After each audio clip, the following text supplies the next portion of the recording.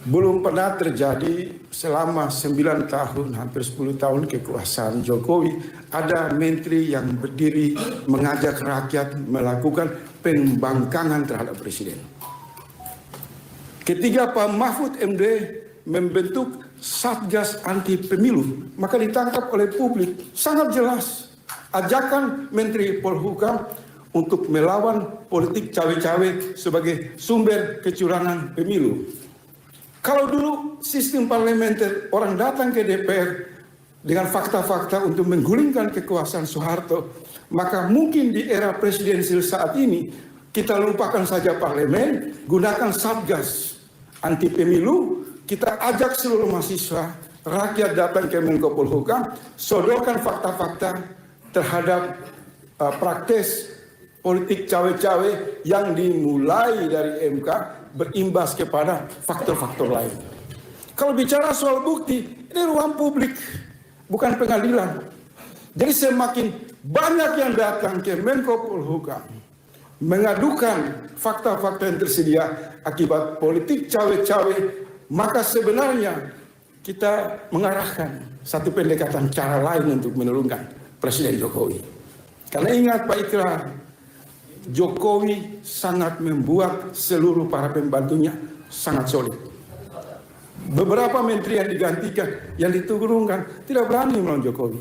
Tapi hari ini Mahfud MD jauh lebih berani dari oposisi. Pertanyaannya, apakah kita berani bersinergi dengan Menko Polhukam yang sudah membuka pintu untuk melakukan apa yang dimaksud? Kalau rakyat mau revolusi silakan, kalau rakyat mau people power, silakan. Itu terucap loh dalam forum kami dengan Menko Polhukam.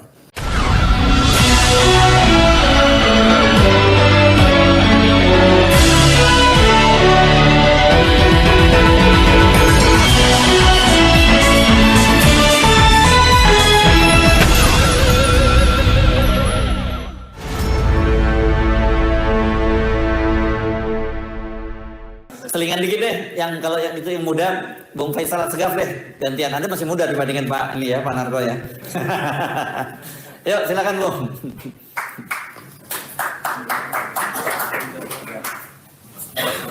Nama demokrasi.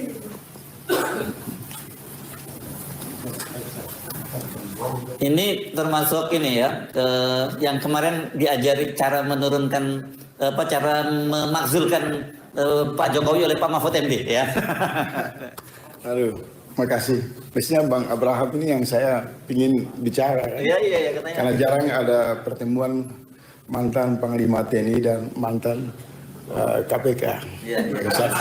Satu konsolidasi persatuan, satu tugasnya tanggap koruptor. Kalau dua orang ini bicara baru menarik. Tapi saya sebagai pengantar aja. Memang ada 3 jenis obat tidur. Pertama, obat lelap. Kedua, teori akademisi.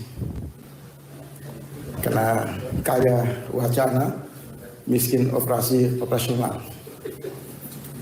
Yang ketiga, tentara terlibat pidato tapi tidak perang. Ini juga obat tidur. Kedua, kalau negara dalam situasi kacau, yang untung para akademisi juga, karena industri proposal tumbuh dan berkembang dalam berbagai proyek analisa. Kemudian ormas-ormas juga berubah jadi industri proposal, karena demokrasi yang rusak dan amburadul itu menjadi mata pencarian bagi kaum terpelajar. Semakin gelar panjang, semakin bermanfaat bagi kelompok mereka. Dari hasil diskusi ini sebenarnya bisa disimpulkan satu kalimat saja, datang dari intelektual yang sangat cemerlang, Pak Ikrar. Di ujung diskusi mengatakan sebenarnya kita punya 5 orang penjahat demokrasi. Walaupun kata penjahat tidak disebutkan, tapi penegasan tersirat di sana sangat jelas. Ada 5 orang penjahat, perusak, penipu, pembohong atas nama negara, atas nama regulasi, atas nama simbol politik. Mereka berada di pusat kekuasaan, dan menciptakan politik kotak-kotak, dan kita satu sama lain saling berantem. Orang pintar kehilangan ilmu, ruang akademisi menjadi tempat tidur massal, ormas-ormas menjadi industri proposal, dan forum-forum diskusi seperti ini kalah melawan 5 orang yang berasal dari Paman Usman belum saya tidak masukin Bobi. 5 yang saya maksud itu Jokowi, istri Jokowi, adik ipar presiden, Gibran dan Kaisang.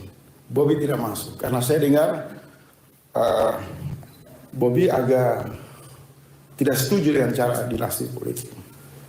Jadi kalau hampir di semua forum sepakat dan terus-menerus mensosialisasi bahwa negara dikuasai oleh 5 penjahat demokrasi yang lahir dari gorong-gorong politik demokrasi liberal, maka masalah mudah diselesaikan.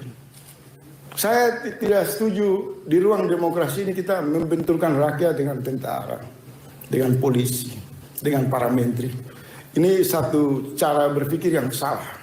Sudah jelas 5 orang menggunakan seluruh sumber daya yang tersedia, memanipulasi seluruh aturan, terus kemudian menjajah kita yang dimaksud Bang Ishak, tapi kita masih memperluas permusuhan kepada yang lain. Kita semua korban.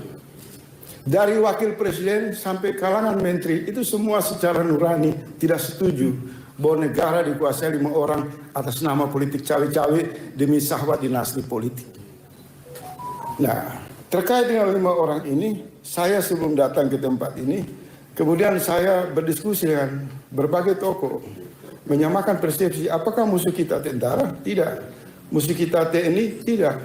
Musuh kita para menteri? Tidak. Musuh kita partai politik? Tidak. Ternyata musuh seluruh rakyat Indonesia hanya 5 orang.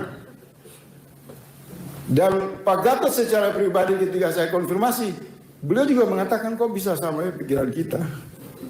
Atas dasar itu saya mau datang. Jadi poin di ujung pembicaraan Pak Ikrar itu menarik. Sudah mewakili seluruh sumber daya kecerdasan intelektual di Republik ini.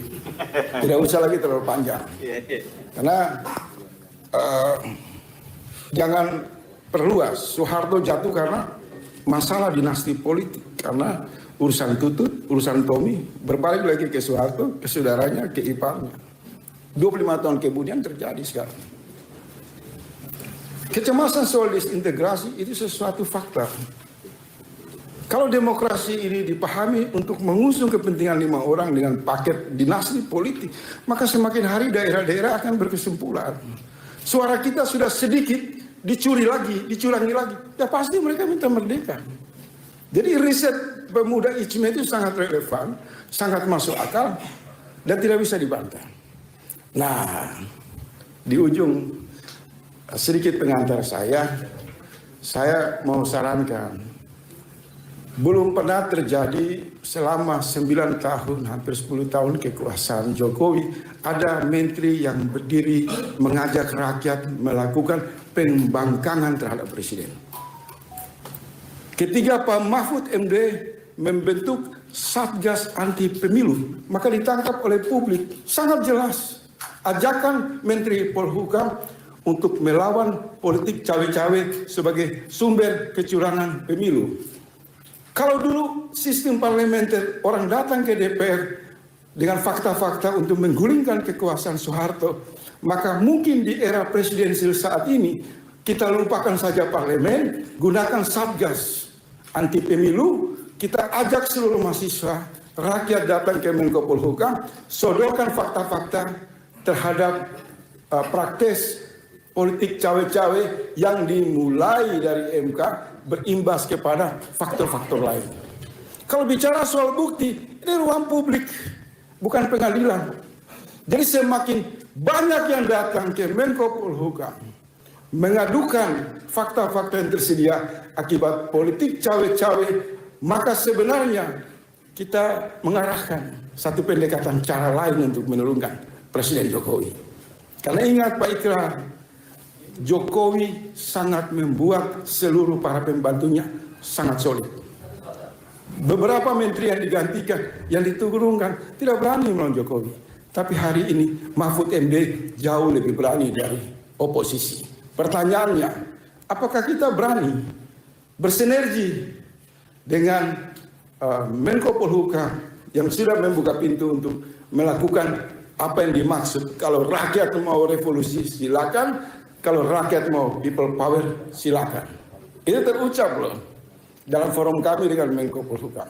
Demikian ada sedikit celah pintu masuk harapan bagi oposisi untuk memanfaatkan kerjasama karena orang di lingkaran kekuasaan juga yakin dan tidak mau menjadi pengabdi untuk 5 orang sama sebagaimana pandangan rakyat. Terima kasih. Wabillahi taufiq. Wassalamualaikum warahmatullahi wabarakatuh.